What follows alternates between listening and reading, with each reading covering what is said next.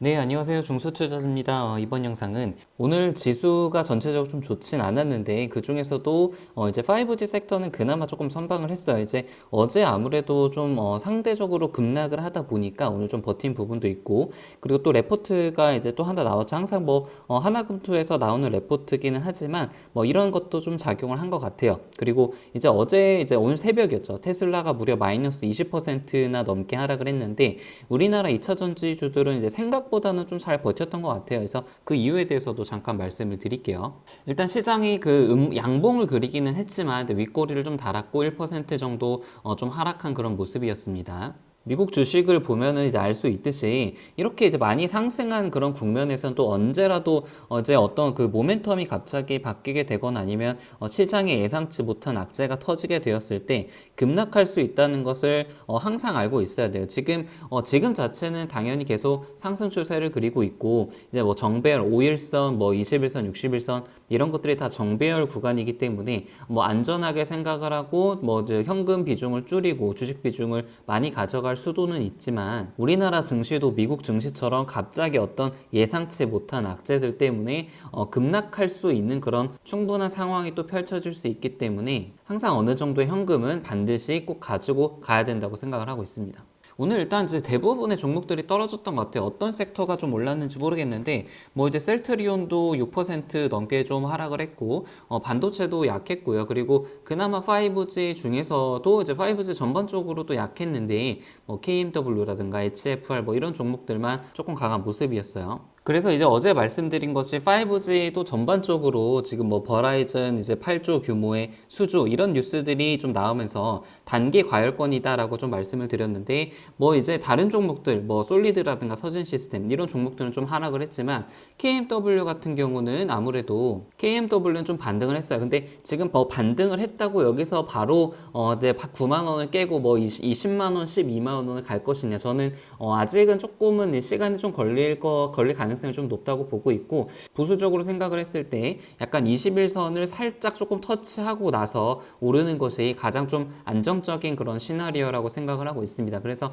좀 이게 한 2%에서 3% 정도 조금 하락을 하더라도 뭐 크게 신경을 쓰지 않고 좀 넉넉하게 지켜보면서 가는 것이 조금 좋을 것 같아요. 오히려 21선 아래로 내려가면은 제가 이제 며칠 전에 조금 매도한 그런 그 비중들을 다시 아래서 매수를 해가지고 비중을 좀 늘리는 그런 전략을 또 사용을 할 수가 있겠죠. 레포트 또 나왔는데 뭐 별다를 게 없어요. 항상 진짜 같은 얘기를 하고 있고 2020년 4분기가 이제 그 실적의 피크이기 때문에 올해 연말까지는 뭐 12만 원 돌파 가능성이 좀 높다 이렇게 분석을 했고 이 뷰 자체는 지금 뭐 한 6개월 전부터 계속 비슷한 그런 뷰가 계속해서 좀 반복이 되고 있죠. 약간 좀 분기별 실적을 조금 디테일하게 들어가 보면은 일단 그 실적의 피크는 4분기가 될 것 같아요. 4분기에 이제 영업이익이 800억 정도를 기록을 하면서 피크를 칠 것이고 이제 4분기 실적이 내년 한 2월 달에서 3월 달 정도의 윤곽이 잡힐 것이기 때문에 올해 연말에서 내년 초가 이제 그 주가의 피크가 된다는 그런 그 논리가 좀 정당화가 될 수가 있겠고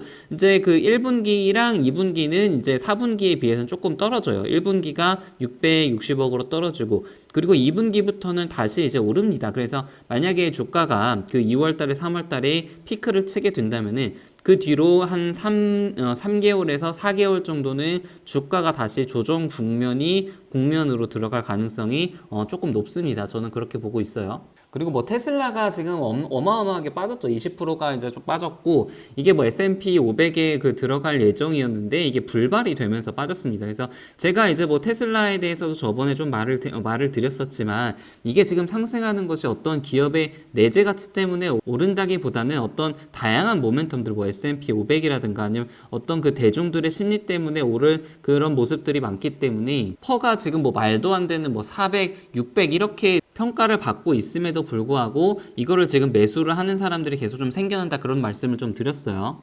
재밌는 거는 오늘 이렇게 그 하락을 했음에도 불구하고 우리나라 2차전지 섹터들은 그렇게까지 많이 떨어지진 않았습니다. 물론 뭐 1%에서 2% 정도 좀 하락을 하긴 했지만 그러니까 딱 지수 정도로 떨어졌죠. 비교를 하면 좀 재밌는 게 지금 뭐 테슬라 같은 경우는 이렇게 횡보를 하다가 이제 다시 상승을 한번 했고, 삼성 SDI나 뭐 LG화학 같은 경우는 상승을 조금 하다가 막히면서 조정 국면에 들어갔죠. 그래서 만약에 테슬라가 지금 그 저점을 다진다고 하면은 지금 SDI나 LG화학처럼 한 61선 부근에서 좀 저점을 다질 가능성이 좀 있다고 생각이 듭니다. 물론 뭐 저는 테슬라를 지금 뭐 매수할 생각도 없고 매수를 한 적도 없지만, 내가 만약에 테슬라를 좀 매수할 생각이 있다고 하면은 좀 61선 부근에서는 조금 반등을 기대하고 단기적인 그런 데드캣을 좀 생각을 할 수도 있을 것 같아요. 그래서 아무튼 우리나라 2차전지 같은 경우는 지금 뭐 수주 베이스로 지금 매출이 나오는 기업들이 많다 보니까, 수주 베이스라는 것은 사실 눈에 실제로 보이고 매출과 영업이익이 잘 나올 만한 그런 어떤 근거가 확실한 거잖아요. 그래서 지금 뭐 테슬라가 이렇게 떨어졌음에도 불구하고 우리나라 2차전지 주들이 굉장히 잘 버티고 있는 것이고, 저는 뭐 이게 언제까지 조정이 갈지는 모르겠어요. 한 뭐 1, 2주 정도 더 갈 수도 있고 조정이, 혹은 뭐 한 달, 두 달까지 갈 수는 있는데, 아무튼 중요한 거는 좀 시간이 지나면은 뭐 5G가 몇 달 동안 이제 기다렸다가 지금 상승 추세를 그리는 것처럼 2차전지도 다시 한번 큰 상승의 모습을 보일 가능성이 저는 높다고 보고 있습니다. 그래서 만약에 예상치 못한 어떤 급락, 2차전지의 이제 전반적인 급락이 나오게 된다면은 그것 또한 저는 이제 큰 기회라고 보고 있어요. 그래서 좀 이제 하락을 조금 기다리는 그런 저는 포지션이고, 만약에 더 크게 하락을 하거나 그러면은 비중을 더 늘릴 계획이 있습니다. 그래서 KMW랑 2차전지에 대해서 조금 간단히 살펴봤습니다. 네, 이상입니다.